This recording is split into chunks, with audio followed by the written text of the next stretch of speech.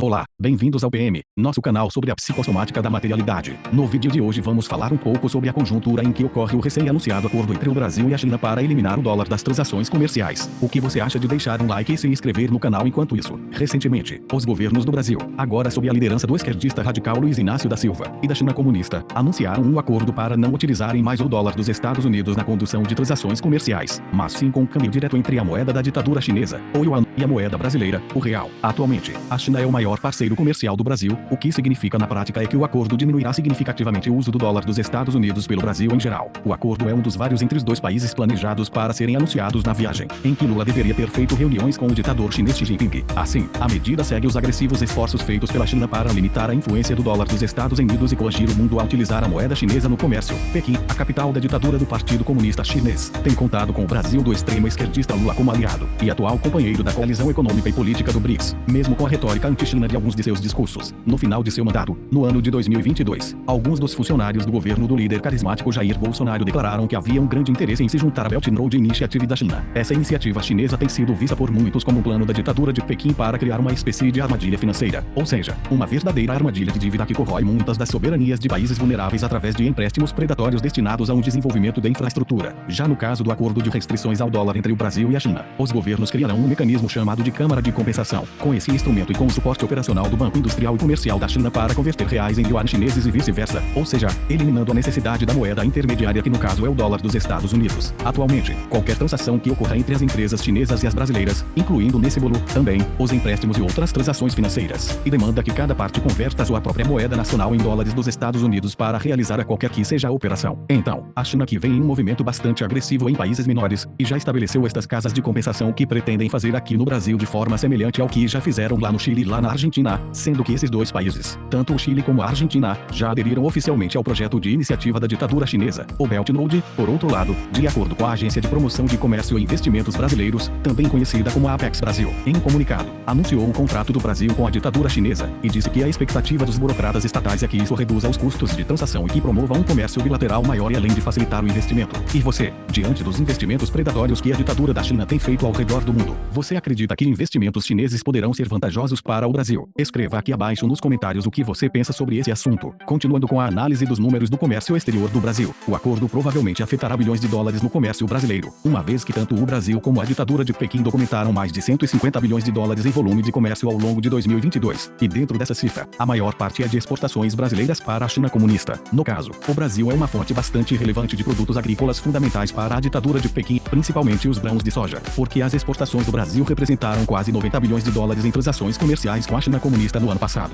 Por sua vez, a ditadura chinesa é a maior parceira comercial do Brasil há mais de 10 anos, desde a última passagem do ex-presidiário Luiz Inácio no cargo que terminou no ano de 2010 para dar lugar à presidente que foi acusada e condenada por cometer fraudes fiscais durante sua gestão na presidência da República Brasileira, com seu devido processo legal encerrado no ano de 2016. Em termos de balança comercial, o Brasil tem sua estrutura essencialmente positiva, mas que diminuiu nos últimos anos devido a uma queda nos preços das matérias-primas, além de um aumento nas importações de insumos energéticos associado a um declínio na competitividade dos produtos brasileiros. Assim, de acordo com os dados de 2021 da Organização Mundial do Comércio, o Brasil importou 234 bilhões de dólares e exportou 280 bilhões de dólares em mercadorias, enquanto na parte de serviços o país importou 50 bilhões de dólares e exportou 33 bilhões. Como resultado, o saldo comercial de bens e serviços totalizou 19,2 bilhões de dólares. Analisando a estrutura conjuntural, o Brasil, enquanto a superpotência agrícola do mundo, conduz uma política de comércio exterior muito particular, com o objetivo de, ao mesmo tempo em que conquista novos mercados, preserva e avança em sua posição que atualmente é tida por comentaristas políticos como de potência média. Hoje em dia, os principais parceiros comerciais do Brasil são a China, Estados Unidos, Argentina, Alemanha, Holanda, Chile e Índia. Mas, apesar de ser a maior economia da América Latina e a nona do mundo, a economia brasileira ainda está relativamente bastante fechada em comparação com outras grandes economias, com números apresentando uma baixa penetração comercial além de um baixo número de exportadores em relação à população, uma vez que seu número absoluto de exportadores é aproximadamente o mesmo que o da Noruega, um país com aproximadamente 5 milhões de pessoas, em comparação com os 214 milhões do Brasil. Já deixou seu comentário? O que você pensa sobre isso? Seu comentário é muito importante para sabermos o que você pensa sobre os números do comércio exterior.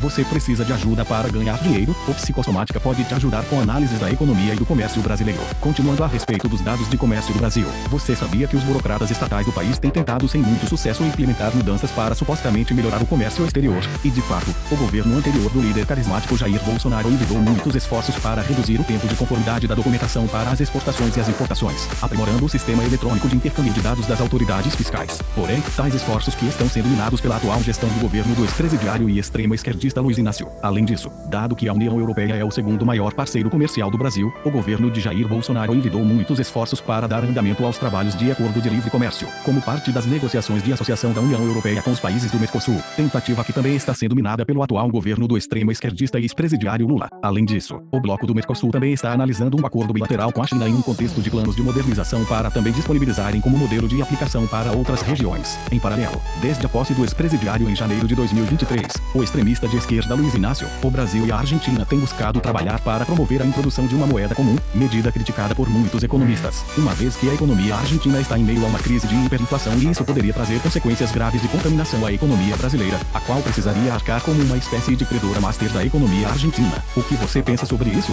Gostaria de que o Brasil tivesse uma moeda única com a Argentina? Deixe seus comentários no vídeo e aproveite para deixar seu like e se inscreva no canal PM, a psicossomática da materialidade. Já no caso da Rússia, que enfrenta uma guerra, o yuan da ditadura autoritária chinesa substituiu o dólar dos Estados Unidos como a moeda mais comercializada dentro do país beligerante. E, um ano após a invasão da Ucrânia e consequente início da guerra entre a Rússia e a Ucrânia, levaram a uma série de sanções ocidentais contra Moscou. O yuan superou o dólar dos Estados Unidos em volume mensal de negociação pela primeira vez, e a diferença se tornou mais pronunciada em março, com base nos dados compilados dos relatórios de transações diárias da Bolsa de Moscou. Antes da invasão ucraniana, o volume comercial do yuan no mercado russo era insignificante. A mudança ocorre depois que as sanções adicionais afetaram este ano os poucos bancos na Rússia que mantiveram a capacidade de fazer transações transfronteiriças em dólares e outras moedas de países classificadas como hostis pelo Kremlin. O Raiffeisen-BN, cuja agência russa continua sendo um dos principais condutos para pagamentos internacionais no país, estava entre os credores que sofreram pressão elevada das autoridades europeias e dos Estados Unidos. A Rússia, que aprofundou seus laços com a China desde a invasão de fevereiro de 2022, provocou uma pausa nas relações com o Ocidente. Em março de 2022, o presidente chinês Xi Jinping fez de Moscou sua primeira visita ao exterior após sua reeleição e prometeu ao Kremlin expandir a cooperação em áreas importantes não só do comércio, mas também de investimentos, bem como nas cadeias de suprimentos e em megaprojetos, tanto de energia e como de alta tecnologia. Assim, as sanções abrangentes do Ocidente Livre direcionadas ao sistema financeiro da Rússia forçaram as empresas russas a alterar suas transações de negociação estrangeira do dólar e do euro para moedas de países que não ingressaram nas restrições impostas pelos países livres. E aí, já se inscreveu no Psicossomática da Materialidade? Não se esqueça de apertar o botão de joinha e de se inscrever no canal. O Ministério das Finanças da Rússia converteu, então, suas operações de mercado para o yuan, em vez do dólar dos Estados Unidos no início deste ano, e desenvolveu uma nova estrutura para o Fundo Nacional de Riqueza para manter 60% de seus ativos em yuan, uma moeda que tem seu valor controlado de forma não explícita pela ditadura chinesa. Assim, o Banco da Rússia, por sua vez, exige regularmente que empresas e cidadãos russos transfiram seus ativos para as moedas rublo ou amigáveis para evitar o risco de bloqueio ou congelamento. E mesmo apesar de tudo isso, o dólar dos Estados Unidos ainda permanece como a moeda mais popular no mercado russo até agora, raramente perdendo para a moeda chinesa yuan em termos de volumes de troca por dia de negociação. Então, embora o yuan tenha aumentado um pouco sua popularidade no mercado russo, os controles de contas de capital da China e as preocupações geopolíticas entre os investidores globais continuam sendo uma barreira, pois Pequim procura promover o uso da moeda no exterior, uma vez que a alocação global de reservas de troca estrangeira no yuan representou cerca de 2,7% do valor total até o final do ano passado, pouco abaixo do pico relativo que ficou na faixa de 2,9% no primeiro trimestre, de acordo com os dados mostrados do Fundo Monetário Internacional. Skander Lutsko, estrategista de uma financeira, IT London, disse que agora há menos dólares no mercado russo, à medida que as receitas da Rússia diminuíram devido à queda do preço do petróleo e uma diminuição de suas exportações. Ao mesmo tempo, o Skander afirma que as importações de commodities da Rússia para a China aumentaram 29%, embora as exportações da China estejam estagnadas. Ou seja, nesse momento, a ditadura de Pequim é a principal credora da guerra entre a Rússia e a Ucrânia. Enquanto isso, o que você acha de deixar um like no vídeo? Sobre a decisão do acordo do Brasil com a China, o Ministério das Relações Exteriores da ditadura chinesa confirmou o acordo na quinta-feira, porém se abstiveram de comemorá-lo completamente, apesar de expressarem expectativas de que a medida facilite o aumento do comércio com o Brasil. Alguns analistas anteveem um processo de acirramento militar entre as potências do mundo, e a aceleração da ditadura de Pequim para o uso do yuan como um prenúncio de tempos de guerra para além da guerra militar. Pode significar a estratégia da ditadura chinesa de manter-se com suas relações comerciais em andamento quando o conflito bélico iniciar. Mao Ning disse que a China e o Brasil assinaram um memorando de cooperação para estabelecer acordos de limpeza de dólar no Brasil. Tais acordos ajudarão as empresas e instituições financeiras em ambos os países a realizar transações utilizando a conversão direta. O extremo esquerdista e projeto de ditador Lula tem sido um dos proponentes mais vocais da América Latina no sentido de se afastar do uso do dólar como a moeda comercial comum. E ao longo de sua candidatura à presidência no ano passado, o ex-presidiário promoveu a ideia de criar uma moeda comum no estilo do euro para a América do Sul, intitulada DESUR, ao lado da Argentina socialista de Fernandes, que atualmente sofre com altas taxas de inflação. O ex-presidiário Luiz Inácio disse em entrevista em maio de 2022 que criarão uma moeda latino-americana para não precisar depender do dólar. Em janeiro janeiro, após a posse do extremista, o espectro da nova moeda despontou novamente em veículos de mídia brasileiros, quando o presidente argentino Alberto Fernandes buscou o apoio político do ex-presidiário para tentar evitar subsequentes desvalorizações do peso argentino. O ministro da Economia argentina, Sérgio Massa, disse ao Financial Times em janeiro que haverá uma decisão de começar a estudar os parâmetros necessários para uma moeda comum, que inclui desde questões fiscais até o tamanho da economia e a análise do papel dos respectivos bancos centrais, ou seja, que seria um estudo dos mecanismos para a integração comercial, um primeiro passo em uma estrada para a criação da União das Repúblicas Socialistas da América Latina, que alguns extremo-esquerdistas chamam de URSAL, a coalizão do BRICS, Brasil, Rússia, Índia, China e África do Sul. Também procurou abertamente maneiras de distanciar a economia mundial do dólar americano, após a invasão injustificada aos olhos do direito internacional, por parte da Rússia com relação à Ucrânia no ano passado. O ditador russo Vladimir Putin aumentou a pressão sobre os BRICS para buscar maneiras de conduzir o comércio fora do dólar, permitindo que a Rússia permaneça em operação comercial em meio às sanções ocidentais em sua economia. A agência de notícias russa TASS informou em junho que o presidente russo afirmou anteriormente que Moscou estava trabalhando em mecanismos alternativos de pagamento em conjunto com outros países do BRICS, e ele enfatizou que o sistema de mensagens financeiras da Rússia estava aberto para bancos de outros países do BRICS participarem. Putin afirmou que estão em andamento os esforços para criar uma moeda de reserva internacional com base na cesta de moedas do BRICS, e o sistema de pagamento da Rússia está expandindo sua presença global. As autoridades chinesas observaram naquele mês que o governo russo estava demandando com mais frequência que Pequim encontrasse alternativa para o uso do dólar para no comércio, as quais prontamente sugeriram em utilizar a moeda da ditadura chinesa, o yuan. Os BRICS provavelmente exigirá que seus membros solidifiquem sua posição como um mecanismo econômico alternativo à atual ordem financeira. E, para esse fim, os líderes dos BRICS passaram grande parte do ano passado discutindo a mudança, com possível entrada de países como Argentina, Irã e Arábia Saudita, que surgem como tendo interesse em ingressar no BRICS. A dúvida fica no potencial econômico de trazer o suficiente para a mesa de entrada. Enquanto isso, Dilma Rousseff, ex-presidente brasileira impedida por fraudes fiscais enquanto presidia o país, foi indicada pelo ex-presidiário Luiz Inácio para liderar o novo Banco de Desenvolvimento do BRICS. E você, o que acha disso tudo? Deixe seu comentário e compartilhe este vídeo.